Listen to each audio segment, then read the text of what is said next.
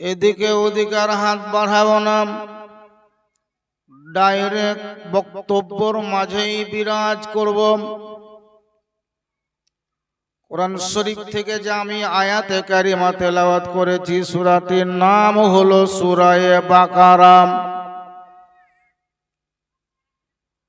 বংশের যেমন নাম থাকে, কাউরির নাম হলো শেখ বংশ, কাউরির পাঠান বংশ, কাউরির খান বংশ, কাউরির খোট্টা।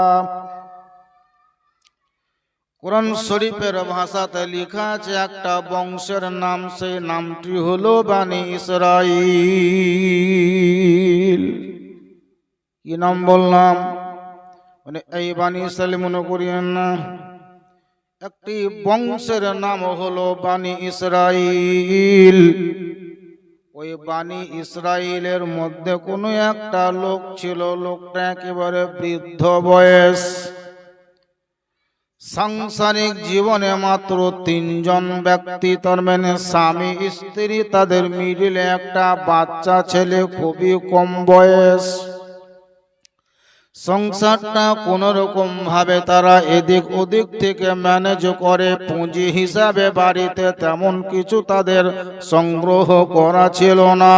এই সূরা বাকারা থেকে প্রমাণ হয় বানি ইসরাইলের ওই ব্যক্তির বাড়িতে মাত্র একটাই পুঁজি ছিল, সেটা হলো কোন একটা গায়ের বাছুর, মানে বকন যাকে বলে, একদম ছোট আগে একটা বাচ্চা বকন। এটাই ছিল তাদের সম্বল বা পুঁজি।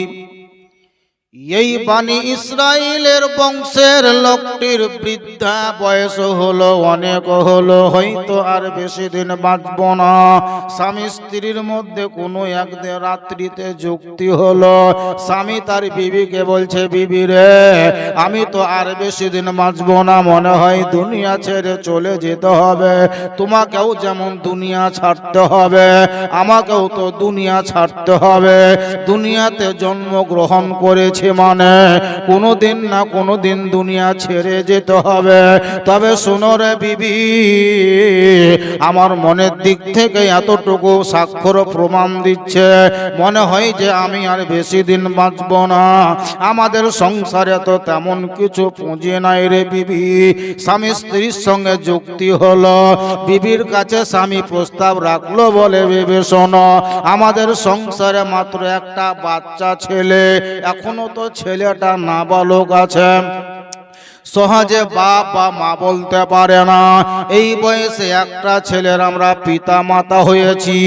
বানি ইসরাইলে সেই বৃদ্ধ আল্লাহর ভীরু বান্দা, তিনি বিবিকে বলছে, বিবি রে, আমি যদি ইন্তেকাল করি, এই গায়ের বাছুরটা তুমি দেখাশোনা করতে তেমন পারবে না। এরই জন্য তার স্বামী স্ত্রীর সঙ্গে যুক্তি হলো। আমার মন বলছে, বিবি রে, এই বাছুরটাকে আমি আমার ছেলের নামে আল্লাহ রাস্তায় ছেড়ে দেব। ও অনেকে মানত করে, কেউ মসজিদে মানত করে, মসজিদে কেউ মানত করে মাজারে, আবার অনেকে মানত করে গিয়ে বাজারে। এই লোকটার বক্তব্য আমি মানত করব তা নয়, বলে বিবি,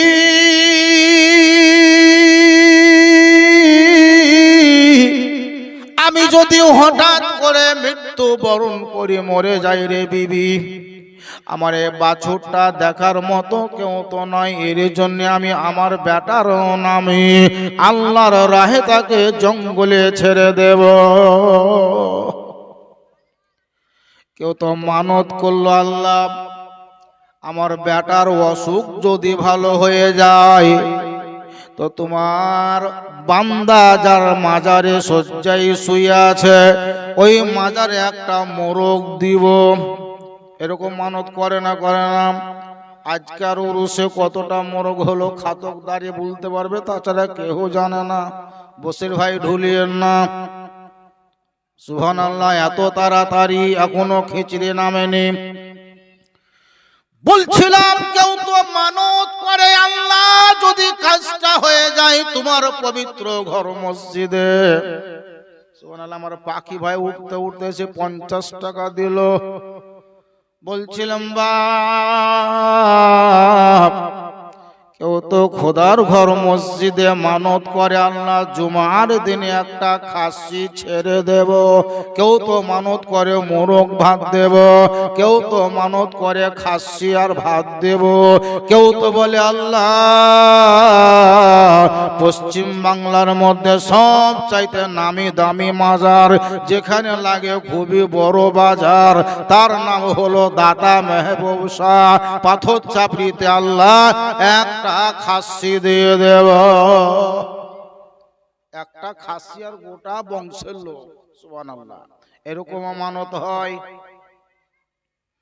বিহাইকে বিহান ফোন করছে, বিহাই সোমবারের দিন পাথর চাপড়ি যাবো, যেতে পারবেন না? সোমবারের দিন পাথর চাপড়ি যাবো, যেতে পারবেন না কেন?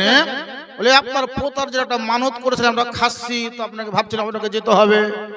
বিহাই বিহান তার বিটি তার জামাই তার পোতা তার নাতি এমনি করতে করতে করতে এক বাস ফুল। সুবহানাল্লাহ। সিটি আর জায়গা নেই, বেঞ্চিলে এখানেই বস। হাড়ি পাতেলা যাহা ছিল সব বেঁধে গেল পাথর চাপড়ি মেলা ঘুরতে। এই মানত হলো আলাদা।